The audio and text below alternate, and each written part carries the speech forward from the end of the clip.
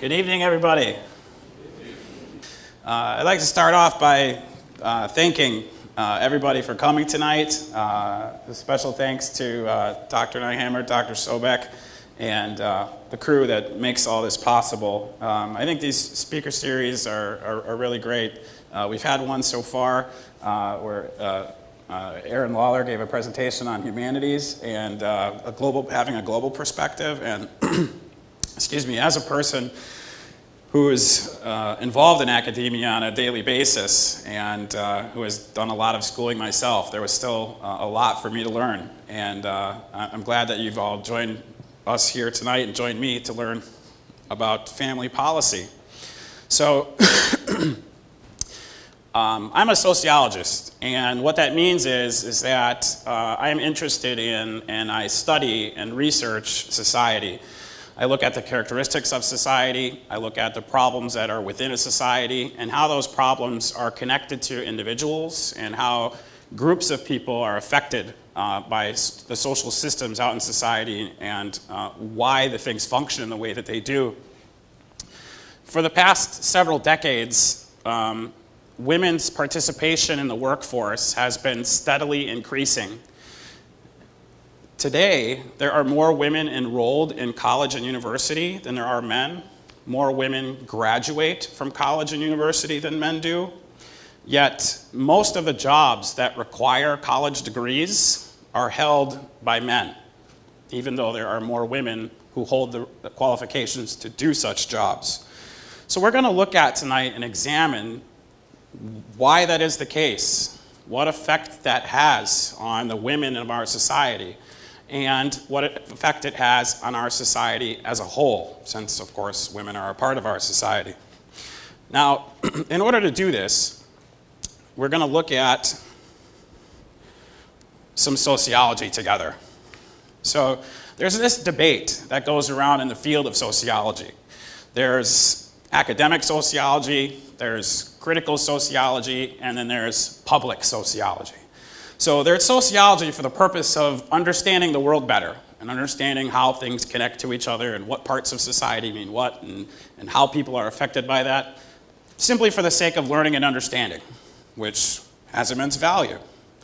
Then there's critical sociology, which means taking that information and aiming to cause change in society, not just to study it to know it, but to study it to know it and then aim to do something about it.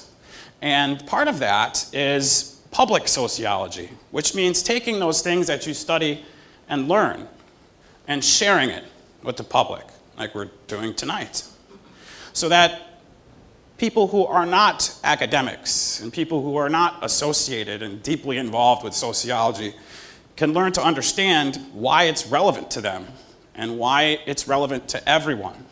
So in doing public sociology in a forum such as this one, you, as members of the public who may not have any direct connection or any connection at all to sociology as a science, can learn a bit and understand how it affects you, how society is operating in the absence of having that experience.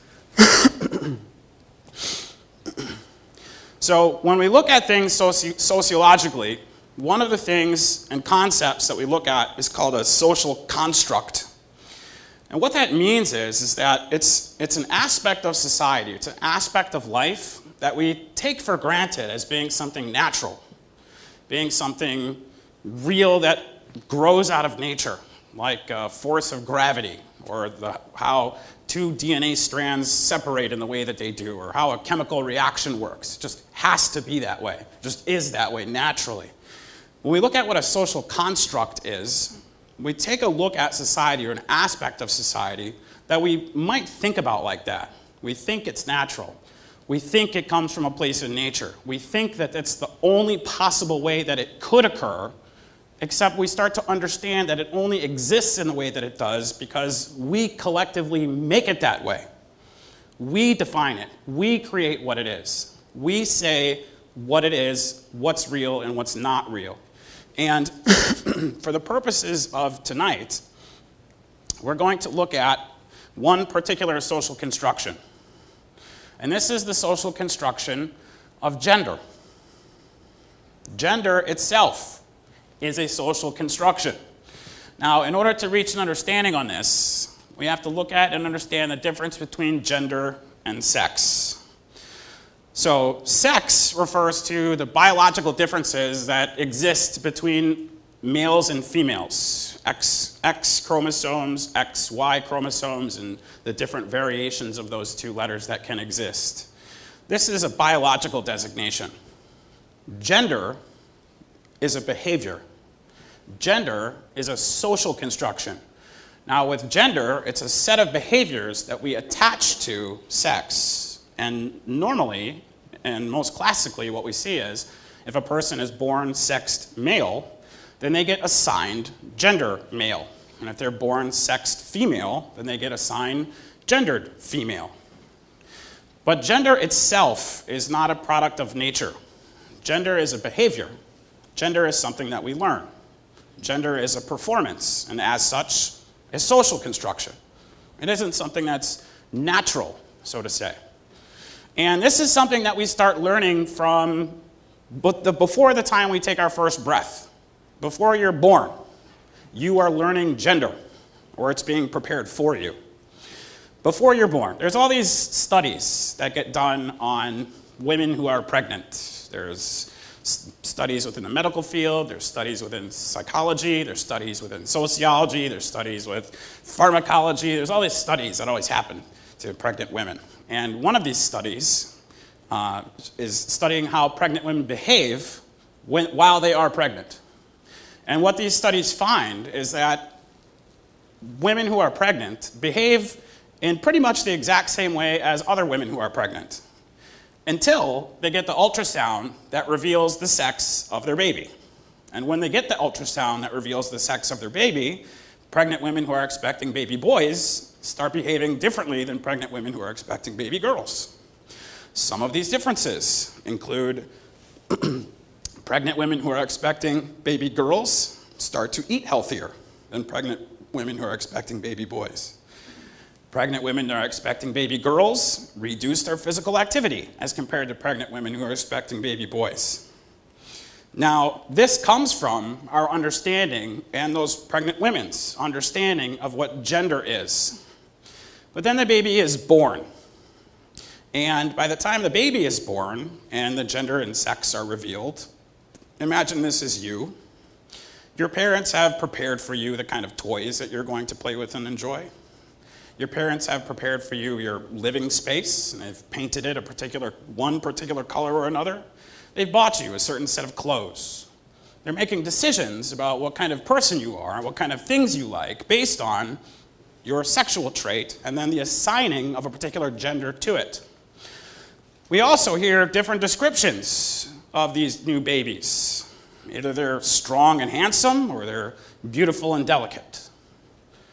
This teaching about what gender is, and this lesson that continues throughout our whole lives, the kind of toys that we're going to make, that we're going to play with, that the parents are going to buy, the kind of clothes that they're going to put us in.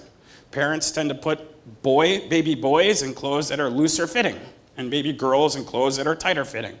One makes it easier to play and be raucous, and the other one makes it more difficult. Again, encouraging behavior. Now, we start to learn this lesson, again, before we're taking our first breath, because our parents are making this decision for us. But as we develop, this lesson is taught to us day after day, hour after hour, minute after minute, again and again, to how we can correctly perform in the way that we are supposed to perform. So that if you perform correctly as a man, then you do those kinds of things that our culture and society says that men do. And if you perform correctly as a woman, then you do those kinds of things that our society and culture says are the things that women do. And if you are a man and you have any type of performance that is reminiscent of how a female would perform, well, then you suffer some kind of penalty, or social consequence, or social sanction. You might have seen this reflected in your own experiences. If you noticed someone, a boy or girl, if the boy wasn't appropriately strong, or the girl wasn't appropriately pretty or beautiful or dainty, and then suffering the social consequences of those people around them, sanctioning them, calling them names, excluding them, embarrassing them, and so on and so forth. All of this is the process of teaching a person how to correctly perform their gender. So again, this is something to us, it feels natural. It feels like it comes from a place of nature because it's all we've ever been taught and it's all we've ever known from before we're born. These were the lessons inculcated, hammered into us again and again and again and again. It feels like it's natural. This is a social construction. We create this. We make it real, us in society. Take a look at, this is an exercise that I do with my students in class sometimes, and I see some of you guys here. Thank you for coming. Take a look at the anatomical symbols for the genders. And these are just the raw symbols, male and female, something that most, if not everyone, recognizes. Just break them down quickly a little bit. Okay? The first thing that you notice about these two symbols is that they are two symbols. They are two separate and distinct things. Another thing that you might notice about these symbols is that they are two different colors, two separate and distinct things. Another thing that you might notice about these symbols is that they are being represented almost as opposites of each other, with one pointing up, the other one pointing down. Now, certainly, men and women are not the same. But men and women are not opposite of each other. They aren't opposite of one another. They aren't two entirely different things. They are different aspects of the same thing, a human being. Yet, in the way that we represent it, in our symbols and in our culture, we represent them as two separate, distinct, and often opposite things. Now, it's important to understand that it's being established as opposites, because we live in a society that is patriarchal in nature, meaning in our society, men exist in a position of advantage and privilege over women. You can look at the number of elected representatives in our government. You can look at how family names pass along the man's name.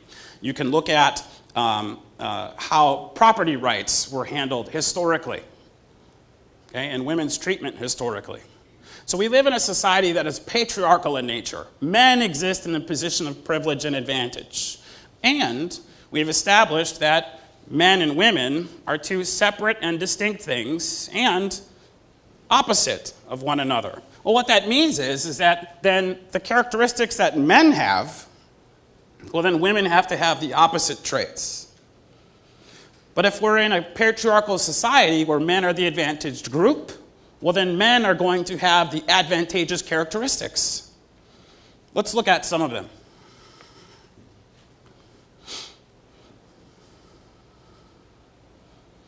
When you make a list of those kinds of traits and qualities that are typically assigned to maleness, I don't think you should see anything here that is surprising.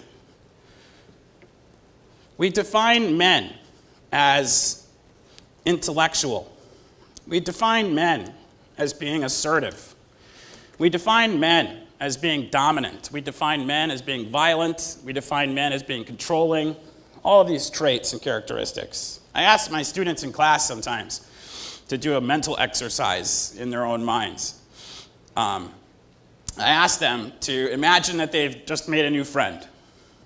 And that this friend has invited them home for dinner. And as they walk through the door of this friend's house, the parents are inside, and a meal is being made. The friend walks them into the kitchen to introduce them to the person who's cooking this meal, and then that person who's cooking the meal turns around and meets the friend. And then you notice the gender of this person. And you keep that in your mind. Second scenario, imagine that you've won a contest. And as part of this contest, you are getting an all-expenses-paid trip to New York City. And when you arrive in New York City, you have tickets and reservations for the newest, latest, greatest 5-star restaurant. And as part of that experience, the chef is going to come out to greet you and introduce themselves to you. So then you go to this restaurant and you sit down at the table and you eat this fantastic meal, and then out comes the chef, and the chef introduces themselves to you, and then you notice the gender of this person. For most people, they will imagine the person in the house as being female, but they will imagine the person in the 5-star restaurant, the chef, as being male. Now, why do we do that? One of the reasons why is because we associate excellence and expertise with masculinity. If somebody is going to be really, really great at something, if somebody's going to be the expert at something, like the 5-star restaurant chef, or the greatest scientist, or the best mathematician, or the best doctor, or the best lawyer, or the best whoever, then that person is probably male in our minds. Because culturally, we associate intellectual excellence with masculinity. So if men and women are established as opposites, and men are intellectually excellent, well, that means that women are not. And if men are assertive, then that means women are not. And whatever kind of traits and characteristics that men have, women don't have those traits. Now, not only is that, of course, incorrect, we cannot categorize people according to their gender in accordance with what's one of these traits you're going to have. We certainly have women who have intellectual excellence, and we certainly have men who are only intellectually capable. Okay? But these are the kind of traits that we really value, and these are the kind of traits that we especially value in our workplace. In our workplace, we want people who are intellectually excellent. In our workplace, we want people who are assertive. We like these traits. And if we believe that men are more likely to possess these traits, then those are the kind of people who are going to get the jobs that require those characteristics. So take a look at the jobs that are overwhelmingly dominated by women. So there's some commonalities that you'll see here. One of the things that you might notice is that many of these jobs are supporting positions. There's no leaders here. These are assistants. These are helpers. Not the person who's giving directions, but the person who's taking orders. Another thing you might notice here is that these jobs tend to not have a high level of pay.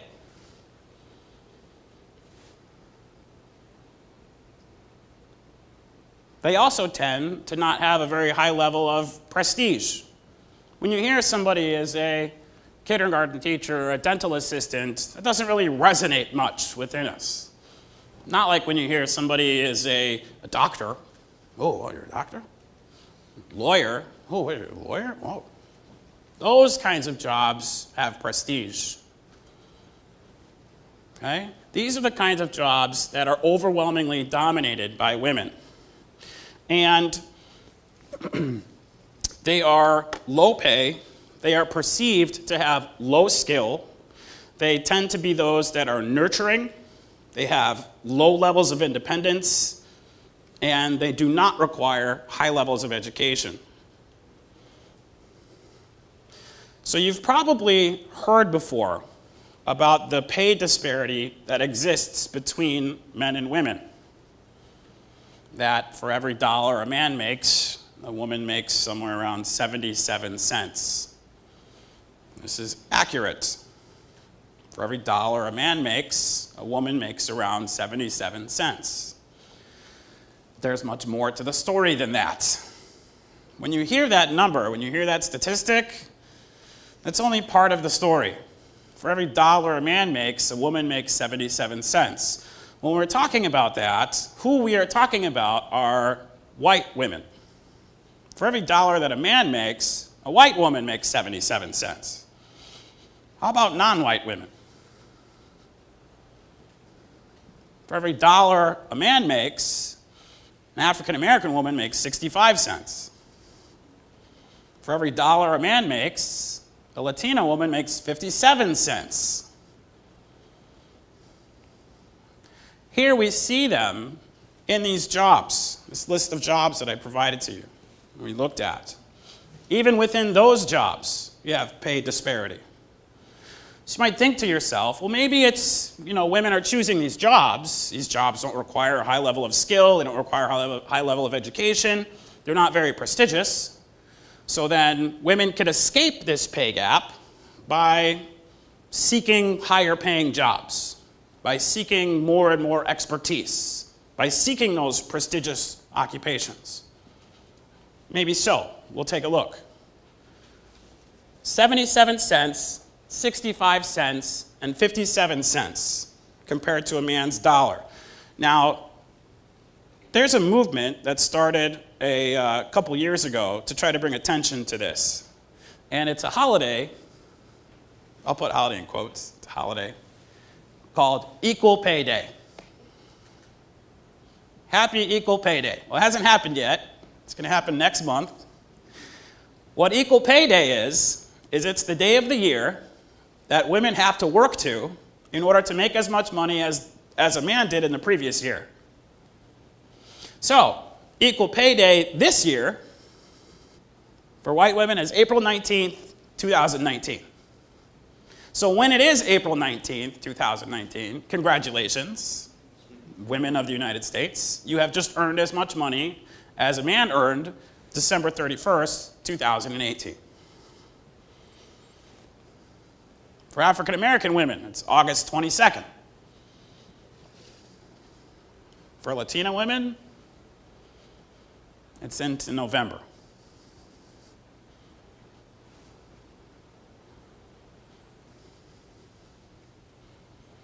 So, maybe women can out-earn this. We took a look at the list of jobs that are overwhelmingly dominated by women.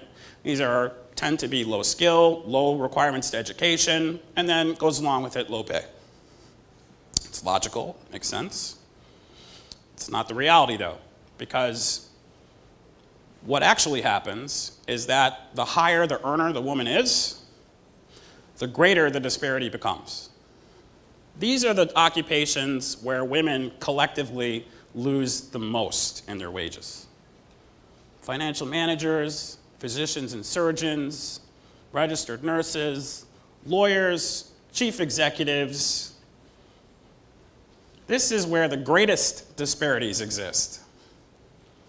So it's not something that women can out-earn. It's not something that they can outperform.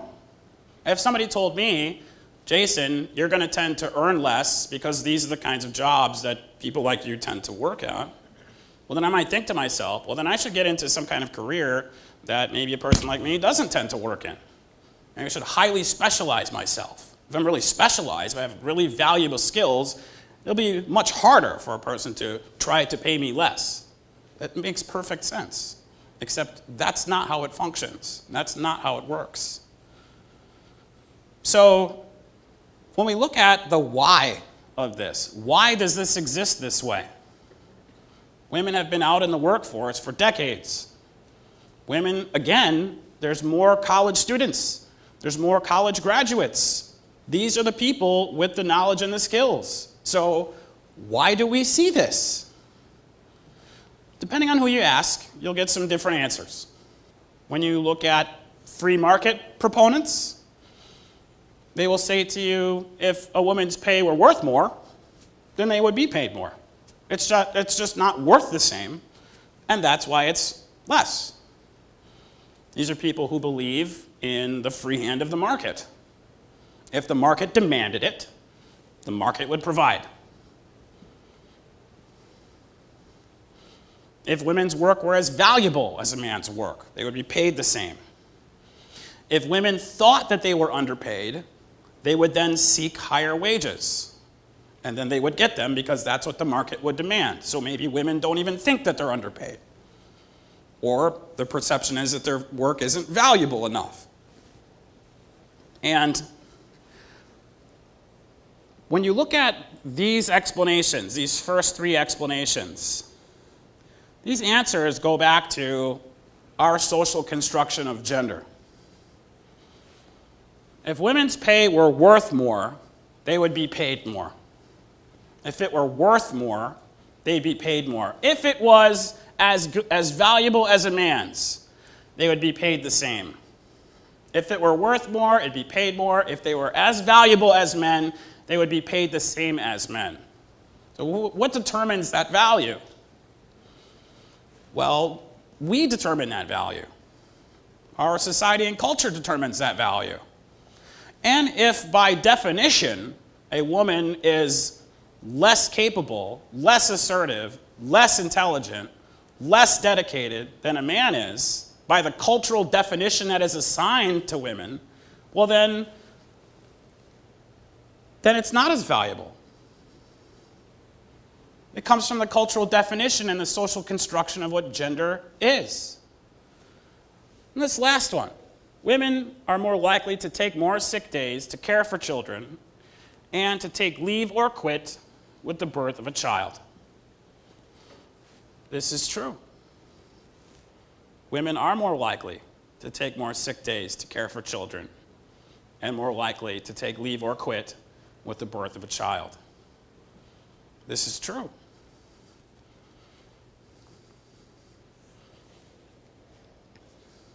This comes from our definition, our societal definition of who provides for the home. Who provides for the home? Well, historically, it's men. Men provide for the home. The male breadwinner model. Men are the ones who go out and work. They work and they earn money and they bring money home. Women are the ones who don't work. Instead, they stay home and they care for the children or the house or both. And that's how a family works economically. I used a black and white picture on purpose. That's an old way of thinking. That's a very old way of thinking. But here we are still, with the perception being that if a woman has a job, it's usually the secondary job. It's not the primary job, it's the secondary job. Well, she's just bored at home, wants something to do. He makes all the money, they need a little bit extra, so she's going to work to supplement the income. Her income isn't the important one, his is the important one. Maybe they don't even need her income. But if somebody's got to take a day off from work to care for the child, she's going to do it. And this isn't just a perception of what society thinks, right? Women think this same thing because they are members of this society too. They have heard these messages too. They have had gender socially constructed for them too. So they have this expectation of themselves too. Because this is how it's always been defined. His job is the more important one. I need to take off. I need to take a break. I need to be the one to leave. I need to care for. Right? And that burden falls disproportionately on women. This is the cultural expectation. So the United States has this law called the Family Medical Leave Act. And what this law does is that it guarantees select employees that they cannot be terminated from employment for taking leave to care for a newborn child, a sick parent, or other defined events. This law guarantees that you can't be fired if you qualify for one of these specific reasons. And I copied a flow chart from the Family Medical Leave website to show you how difficult it can be and how few people are actually covered by this law. I work for an employer who has 50 or more employees. No, doesn't cover you. Yes? Okay, is your employer covered? No? Okay, doesn't cover you. Tens of millions of people are not covered by this law, which only protects you from being fired. Nothing more. It just means you can't be fired because somebody in your family got sick or because you've given birth and there's a new child in the family. Contrast this. This is the state of United States family leave as it exists today. Contrast this with how the rest of the industrialized world and others handles this same issue. All of Europe, China, Mexico, India, Russia, Saudi Arabia, Indonesia, all of these countries guarantee all of their citizens time off and income at or near 100%. Not just protection from being fired, but your income at or near 100%. So you can take off work and keep your house. Isn't that nice? You can take off work and buy groceries. Isn't that cool? The United States stands alone as the only industrialized nation to not guarantee leave for its workers. Us, the wealthiest country on the planet, the wealthiest country in the history of the planet. Nobody's as rich as we are, yet we leave our workers in worse condition than all of these nations that you see here and more. Sweden, perhaps, is the most generous of nations when it comes to paid family leave. It guarantees couples who are gay or straight 480 days of paid leave at 100% income to divide equally, or divide how they see, between both parents until that child reaches the age of 8. 480 days at 100% income, dividable between the parents until the child reaches the age of 8. Policies such as the one in Sweden and these other nations that you see here, they recognize the importance of strong families to the fabric of the society.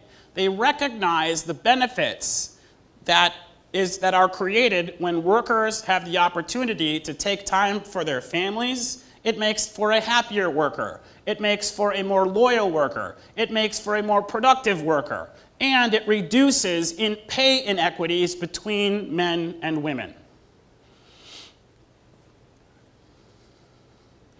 So, in our society, even if you are covered by the Family Medical Leave Act, the person who is likely to take this leave is going to be the mom or the female parent. And what this causes is there to be this stigma that exists against female workers, that they are less dedicated to their work, that they place family as a more important thing over the things that the job requires of them, that they can't be counted on to be a long-term employee, especially if they're young, because maybe they haven't started a family yet. This relevant to the female college students in here. As you prepare to enter the workforce, there are going to be potential employers who are likely to think those things of you. And then what does that mean to your job prospects in comparison to your male counterparts? When both women and men are allowed to take leave, the stigma that exists on women as being the primary caretakers is reduced. If men are just as likely to take leave as women are, if they are allowed and have access to paid leave, then the stigma that's associated with women starts to fade away. What we need to do in our society is to update our family medical leave laws. We need to bring ourselves in line with countries like Saudi Arabia and Indonesia, those leaders of progressive economics. We can be a little bit more like Saudi Arabia. I don't often hear that said out loud. But when it comes to paid leave and family leave, this is an important issue that nation recognizes, even though women in that society are at great levels of disparity compared to men.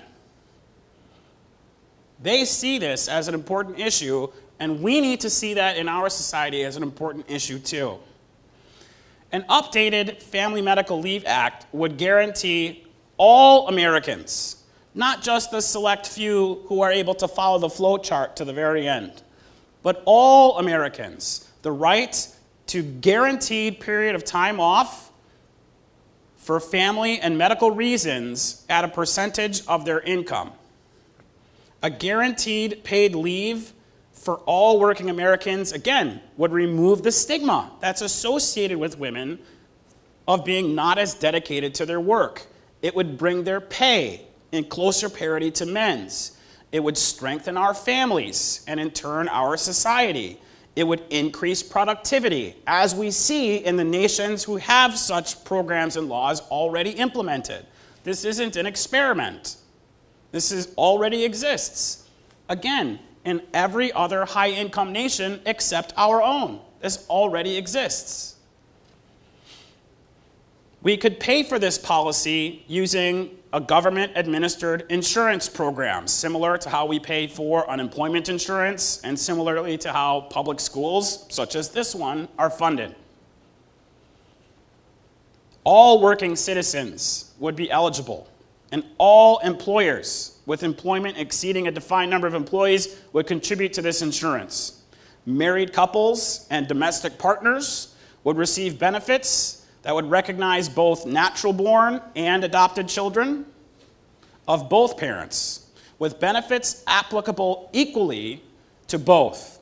What this would mean is that for the entire benefit to be exhausted, both parents would have to take leave. They would have to.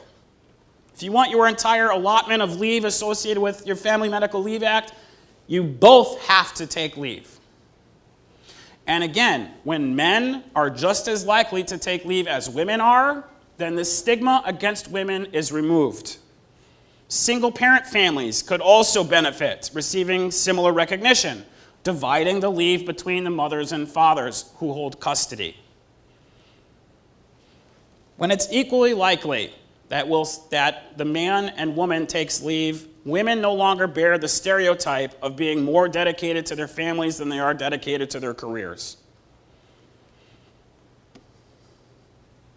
We could have moms, dads, parents having time with their families, time with their children, and simultaneously be removing that one of those pieces of evidence that is used to justify the reason why it's okay, it's justified, it's reasonable that we pay women so much less than we pay men. These economic conditions of women, it's often thought about by a lot of people as something separate and distinct, as something that happens to somebody else. But men, this is your problem too. Your mom is a woman. You might have a daughter as a child. If you marry a woman, if your mom had a job she wasn't bringing in as much money as she otherwise could have been than if she was a man. What that means is that at Christmas time, your family had less money than it should have to buy Christmas presents. What it means at vacation time, your family had less money that it could have used to go on bigger and better vacations, to buy a nicer house, to buy a new car sooner, to help out with bills, to help out with tuition. This is a drain on men as it is a drain on women. Women are not this separate other part of society, right? They are our moms, they are our sisters, they are our daughters and grandmothers. This isn't a woman's issue. This is an all of us issue. So should the government do anything about this? Now, when you talk to free market advocates, what they'll tell you is policies like this one are just another social safety net program. This is just another way for the government to try to dictate what people should do, how people should use their money, how people should use their time, and it's not the government's place to step in and do something about it. If a company believes it's valuable, then they will pay women the same. If they believe it's in their interest, then they will do this. Now, historically, that hasn't borne out to be true. Historically, we find that any expansion of benefits comes through petitioning through united employees, otherwise known as unions, coupled with support from the federal government. Not companies and corporations just deciding they're going to spend more money and spend more resources and accept less profit. Historically, these things have come from the people asking and demanding it, and then the government taking action to make it happen. Things like the 40-hour work week. Things like safety standards in the workplace. Things like minimum wages.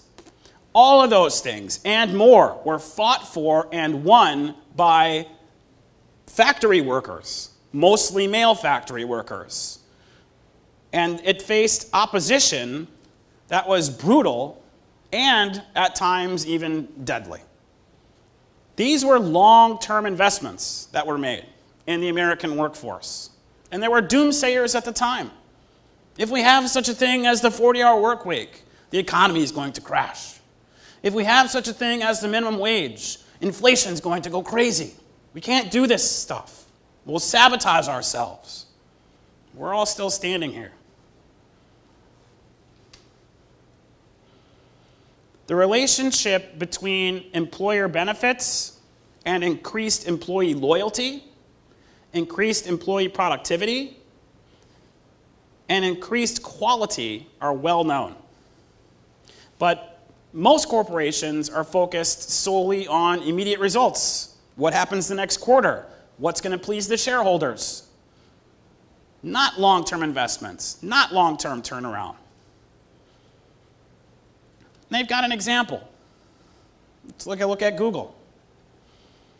Google noticed that there was a big difference in between how long their female employees stayed working at Google and their male employees stayed working at Google. They noticed a disparity here, and this was a huge disparity, about 50%. 50% more of their female employees quit or retired early as compared to their male employees. Why was this? Well, it had a lot to do primarily with what we were talking about with family leave. The cultural expectation is that women do this, and women accept this for the most part because they have been indoctrinated in the culture too. So then they take this leave and they quit their jobs. So what Google did was it offered a more generous family leave policy and saw that turnover rate between men and women become flat. There was no disparity after that. Increasing the amount of family leave offered by Google Corporation eliminated the disparity that existed between males and females in their turnover rates. And this is something that free market advocates would point to as the example. When it became economically viable, when the employees demanded it, and when the company recognized the need, the policy was implemented locally, just at that company, and everybody benefited. Looking at Google as the example, though, it's a bit misleading. Google is one of our highest technology companies, and all employees there are highly skilled, highly paid, and highly marketable in the workplace. So those women who were leaving Google early or retiring early, with their skill set, could very easily acquire new work when and where they wanted to. There's high demand for an engineer from Google. There's high demand, male or female. Most Americans are not so fortunate. More companies don't do what Google did because they don't have to. They don't have to.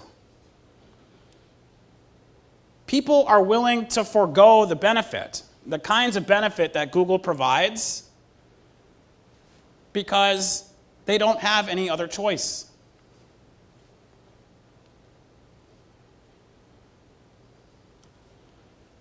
So when we look at employees who are choosing jobs, these women at Google, for instance, who are retiring or quitting early, whether or not they decide to go back into the workforce.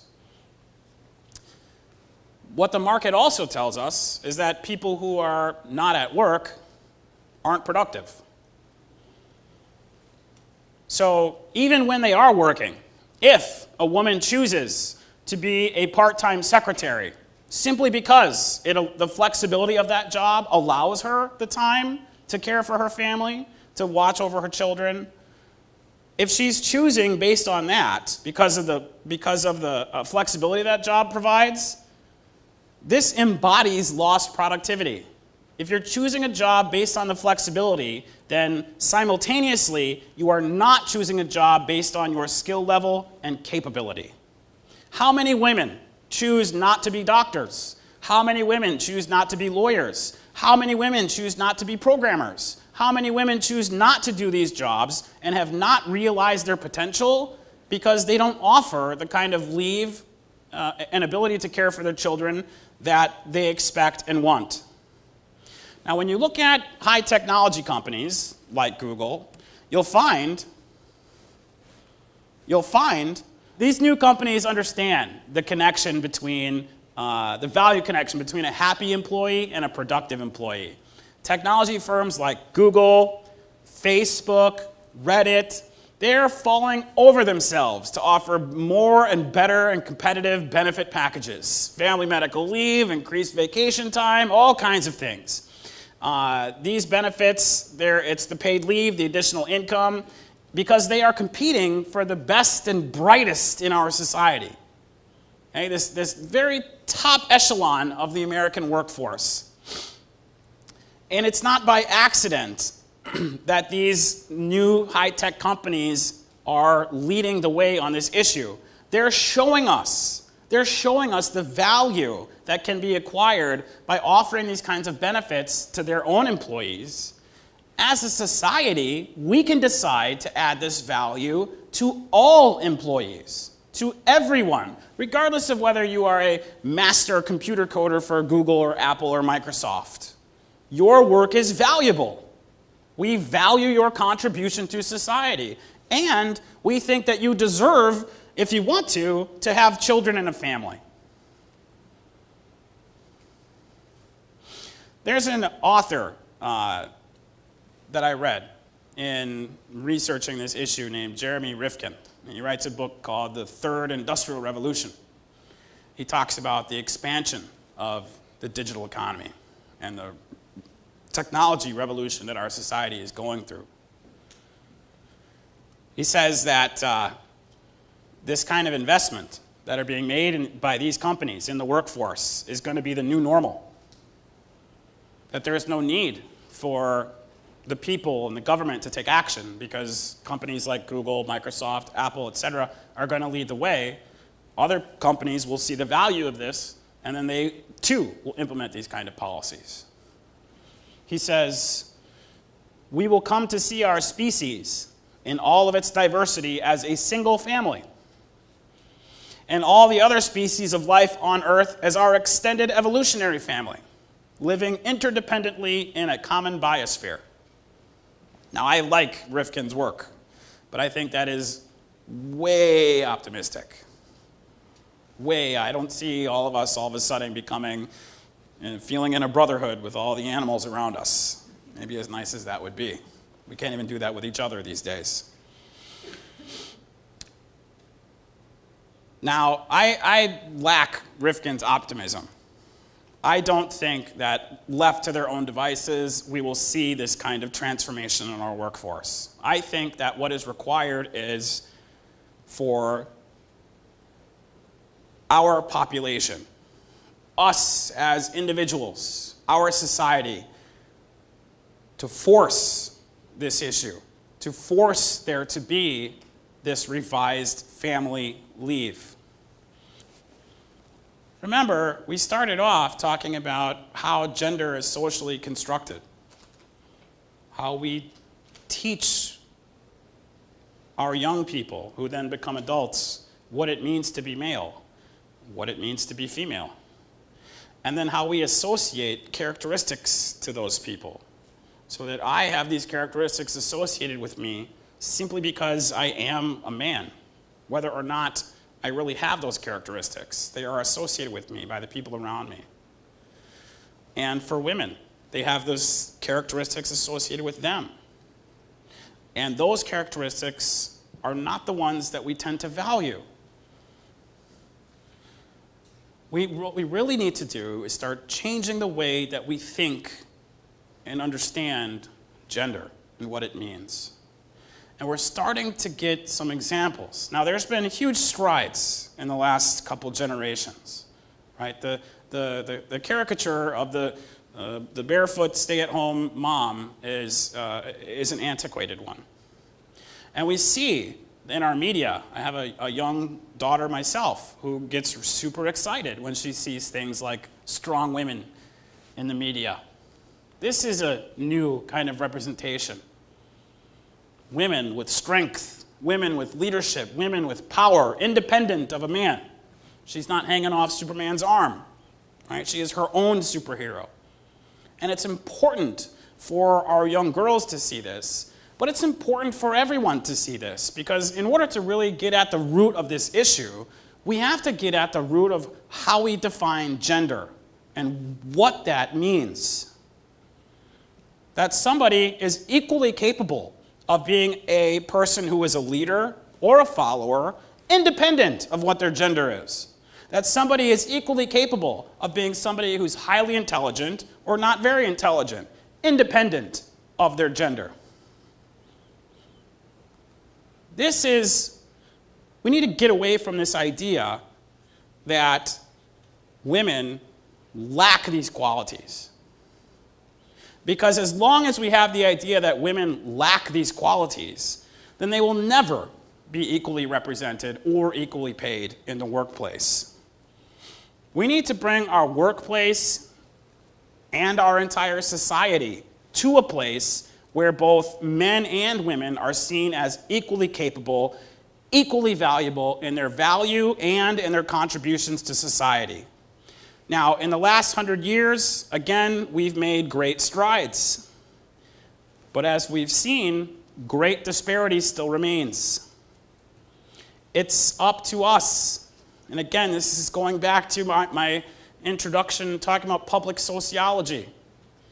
It's up to us as members of this society, as neighbors, as learners, as workers, as moms and dads and sisters and brothers.